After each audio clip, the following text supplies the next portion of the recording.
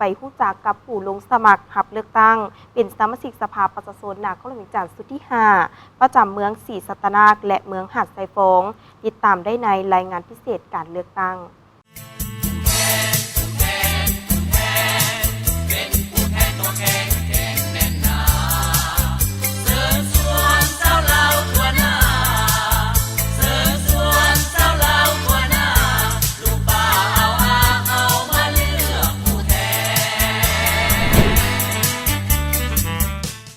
ผู้ลงสมัครรับเลือกตั้งสมาชิกสภาประชาชนนครหลวงจันทร์ประจำเขตเลือกตั้งเมืองศรีสัตนาคน้ำเบอร์1ทานอนุทัยจันทรศรี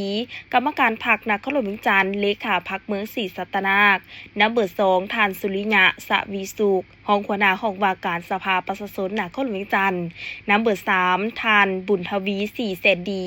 เลขาหน่วยพรรคฮักฐานหัวหน้าองค์การอัยการประชาชนเขต3นครหลวงจันทร์น้ำเบอร์4ทานสิงหาวงศ์ภักดีกรรมการพรรคเมืองเลขาหน่วยพรรคฮักฐานหัวหน้าห้องการยุติธรรมเมืองน้ำเบอร์5ทานวิลาไซคำพิละพันธ์เดชประธานบริษัทอิซุสุลาวน้ำเบอร์6ทานนางวิญญาดาพิมพันธ์ห้องเลขาคณะบริหารงานสาวหนุ่มนครหลวงจันทร์น้ำเบอร์7ทานนางเครือวันคำประดิษฐ์ห้องประธานสภาเมยิงเมืองผู้ลงสมัครรับเลือกตั้งสมาชิกสภาประชาชนนครหลวงจันทร์ประจำเขตเลือกตั้งเมืองหาดทรายฟงน้ำเบอร์1ทานคำมูลเตียงทราชกรรมการพรรคนครหลวงเวียงจันทร์เลขาพรรคเมืองหาดทรายฟงน้ำเบอร์2ทานสิงคำเยียรีเฮอห้องหัวหน้าแผนกการเงินนครหลวงเวียงจันทร์น้ำเบอร์3ทานนางสอยสุดาอินเมืองไซประธานสภาการค้าและอุตสาหกรรมเมืองน้ำเบอร์4ทานซักดาอาจวาลี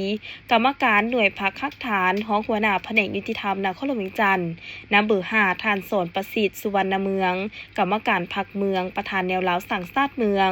น้ำเบอร์6ทานดร.แสงทิพย์ไสยสารกรรมการพรรคเมืองหัวหน้าห้องการสาธารณสุขเมืองน้ำเบอร์7ทานสายงานแก้วหนูจันทร์เลขาหน่วยพรรคหัวหน้าโครงการสุลประทานดงโพสีท่าพระหนองพง